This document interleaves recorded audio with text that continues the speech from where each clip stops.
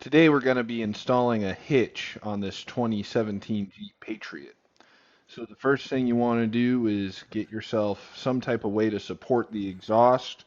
I'm working on a post lift, so I'm using a third leg. If you're doing this in your driveway, just a regular floor jack should be fine, or even a couple blocks of wood would be okay. The only thing I wanted to avoid was having this exhaust system slam on the ground and potentially break something.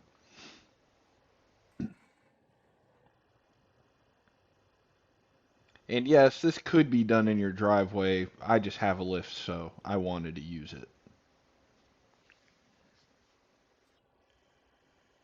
Then after you've done that, you have to remove the rubber isolators from your exhaust system. That will allow it to drop out of the way. We're not going to remove the entire exhaust system. We're just going to lower it enough so that we can get into where we need to work. Then you have to remove the heat shield that sits above the muffler.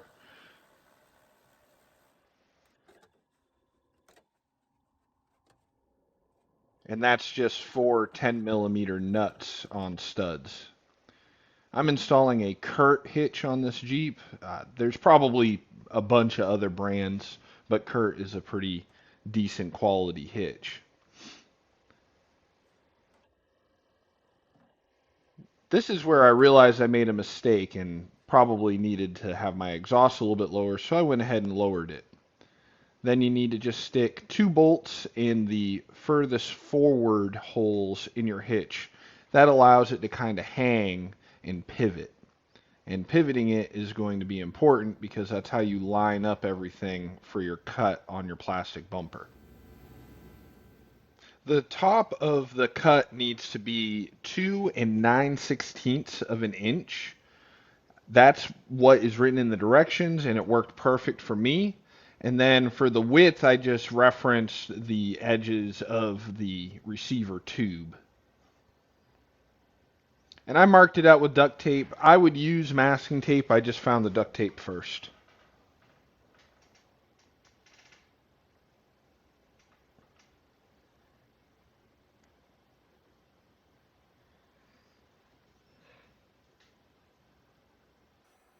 I'm using a battery powered Dremel to do this. One suggestion I would have if you're doing this at home, try to find a larger cutting wheel for these things. The body of the Dremel was kind of getting in my way, but I made it work.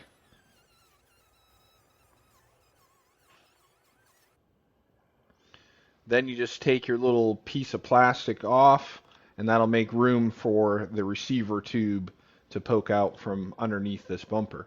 And then I kind of deburred it with a file. Now that that's all good, you check to make sure it'll all line up and the bumper isn't in the way, and you install the rest of the bolts. Now, this part's really important. You need to use a torque wrench and get all of these bolts to 110 foot-pounds. Now, we're not building a motor here. You don't need to have a super perfectly calibrated torque wrench, but you definitely want to know that you've got these things plenty tight. Now you need to install the heat shield over the muffler.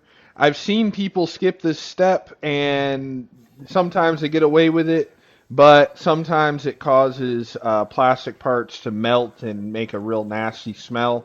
So I'm pretty litigious about making sure that these heat shields are reinstalled the way that it came apart.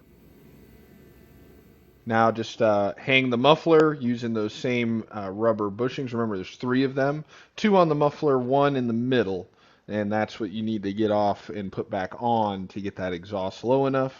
You can use, they make tools to do this. I don't use them very often, but you can use one. And you can also use dish soap to make it more slippery. And here we are, all finished up.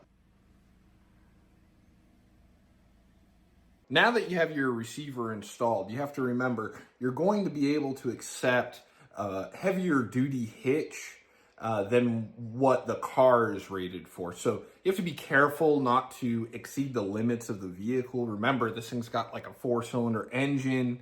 It can't necessarily stop or handle as big of a trailer as you'll be able to hitch up to it.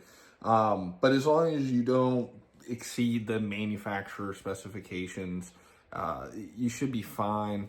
And if you do, or if you don't, and you're not fine, don't blame me. So I appreciate you guys watching.